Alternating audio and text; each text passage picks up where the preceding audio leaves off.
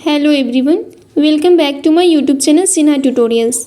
SSC special GK session में आज हम लोग जीके के कुछ इंपॉर्टेंट क्वेश्चन को देखेंगे, ठीक है। और उससे रिलेटेड जो कुछ भी इम्पॉर्टेंट होगा उसको भी कवर करेंगे, ठीक है फ्रेंड्स। तो चलिए स्टार्ट करते हैं, देखते हैं फर्स्ट क्वेश्चन कौन सा है।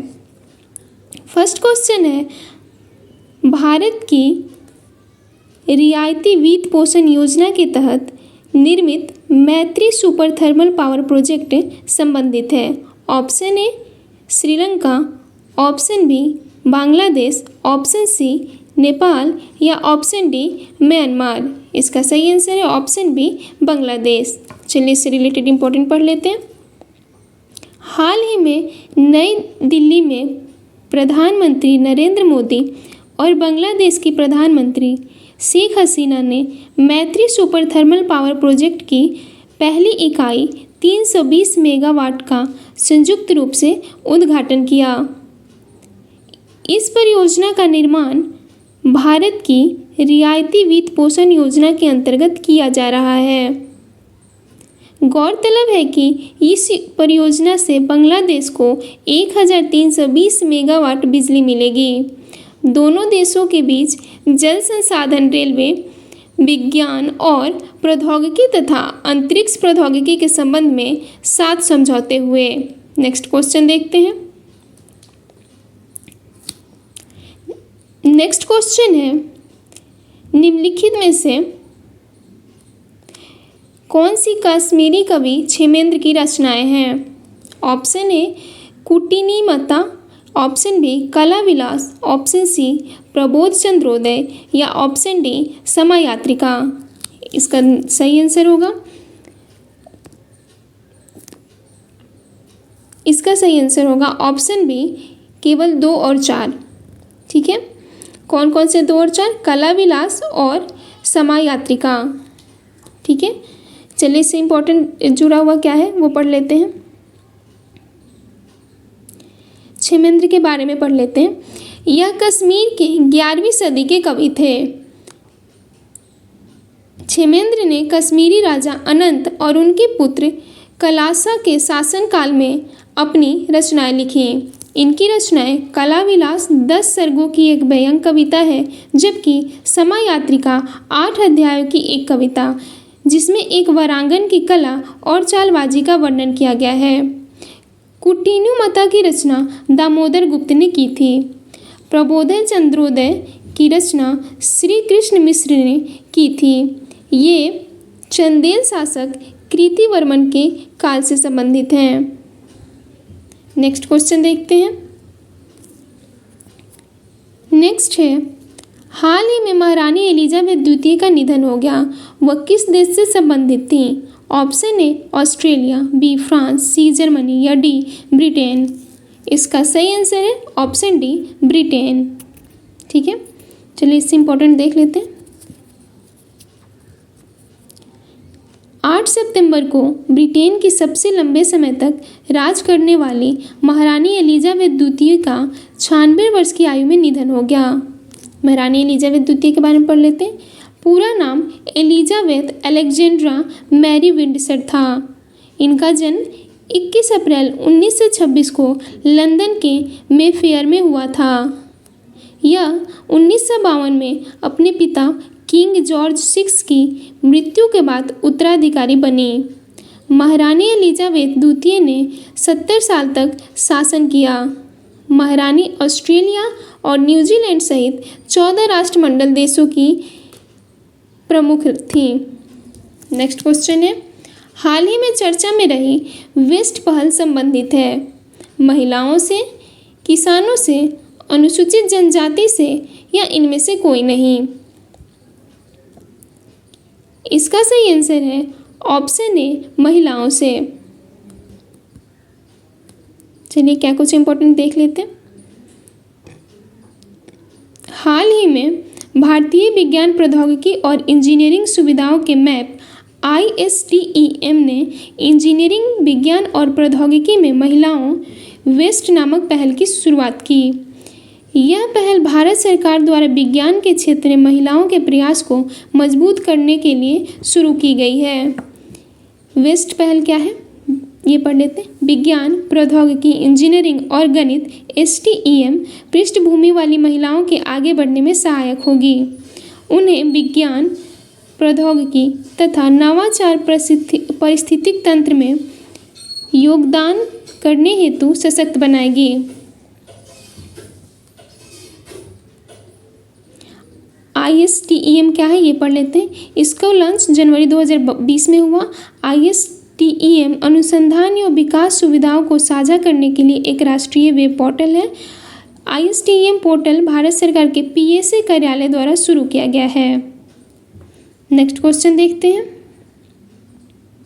नेक्स्ट है रामचंद्र माझी किस लोक नृत्य से संबंधित थे? ऑप्शन ए गरबा, बी तमाशा, सी लौंडा नाच या डी घूमर। इसका सही आंसर है ऑप्शन सी लौंडा नाच।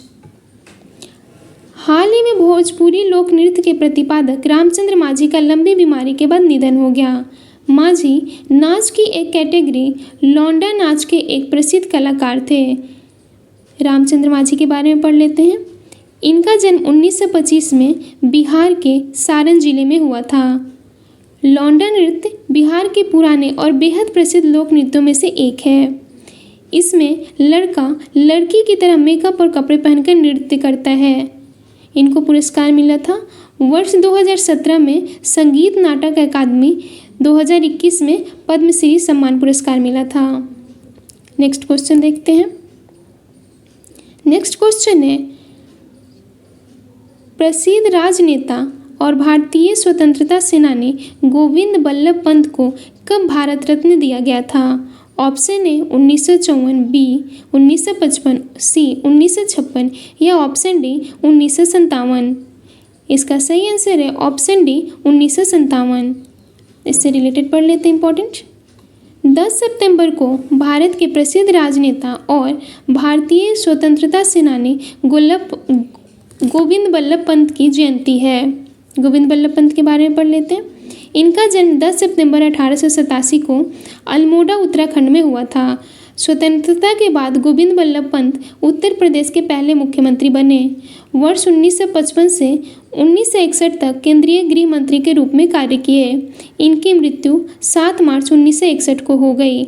इन्हें वर्ष 1957 में भारत रत्न से सम्मानित किया गया था। ठीक है फ्रेंड्स, नेक्स्ट क्वेश्चन देख लेते हैं। नेक्स्ट क्वेश्चन क्या है? नेक्स्ट क्वेश्चन है निम्नलिखित में से कौन सा भारत का सबसे पुराना उच्च न्यायालय है? ऑप्शन ए कलकत्ता उच्च न्यायालय, बी बम्बई उच्च न्यायालय, सी मद्रास उच्च न्यायालय या ऑप्शन डी इलाहाबाद उच्च न्यायालय। इसका सही आंसर है ऑप्शन ए कलकत्ता उच्च न्यायालय। देख लेते हैं किस न्यायालय की कब स्थापना हुई। कलकत्ता उच्च न्यायालय की स्थापना 1 जुलाई 1862 में हुई। बम्बई उच्च न्यायालय की स्थापना 14 अगस्त 1862 में हुई।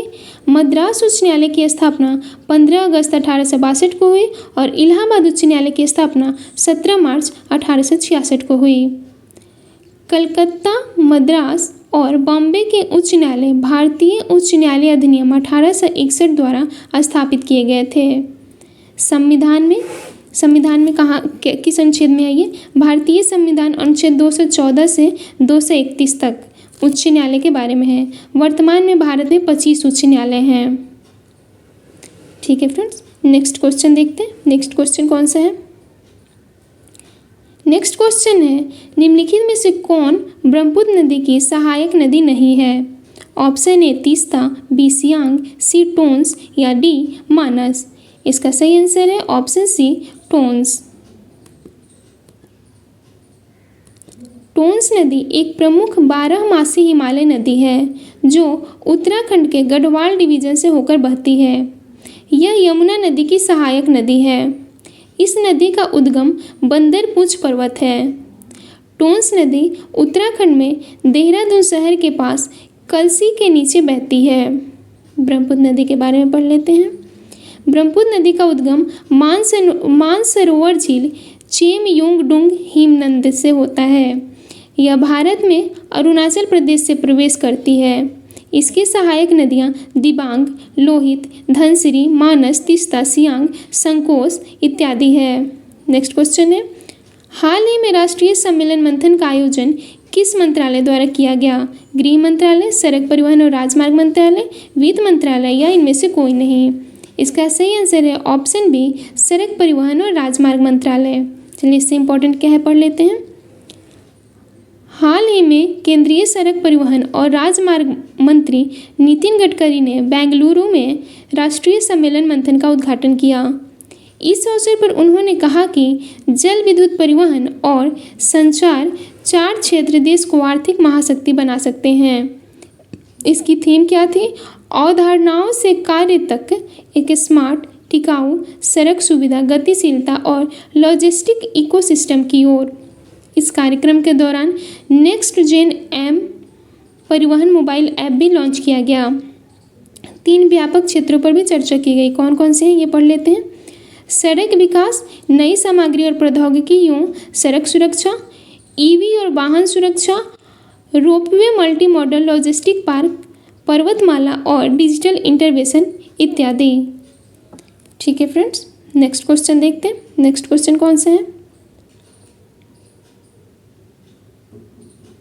नेक्स्ट क्वेश्चन है मानव विकास सूचकांक किस संस्थान द्वारा जारी किया जाता है?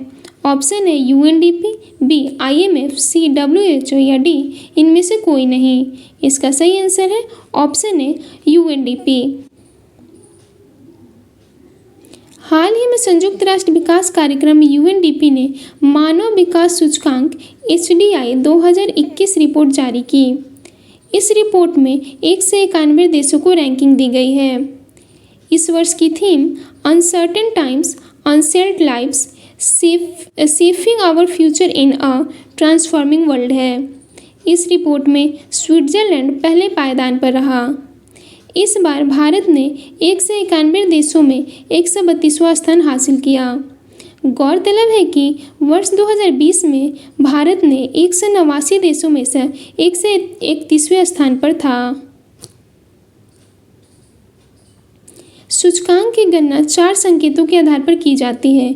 जन्म के समय जीवन प्रत्याशा, स्कूली शिक्षा के औसत वर्ष, स्कूली शिक्षा के अपेक्षित वर्ष, प्रति व्यक्ति सकल राष्ट्रीय आय।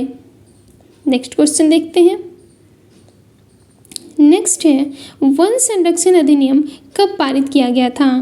ऑप्शन ए 1986, बी 1990, सी 1980 या ऑप्शन डी 1988। इसका सही आंसर है ऑप्शन सी 1980। वन संरक्षण अधिनियम 1980 में पारित किया गया था। यह वनों के संरक्षण, उससे जुड़े मामलों या उसके संबंधित प्रासंगिक मामलों के लिए पारित किया गया था।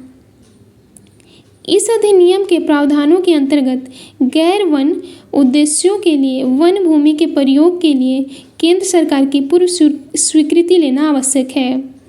गौरतलब है कि वर्ष 1988 में वन संरक्षण अधिनियम 1980 में संशोधन किया गया था। पर्यावरण संरक्षण अधिनियम 1986 में अधिनियमित किया गया था। वन्यजीव संरक्षण अधिनियम 1972 में पारित किया गया था।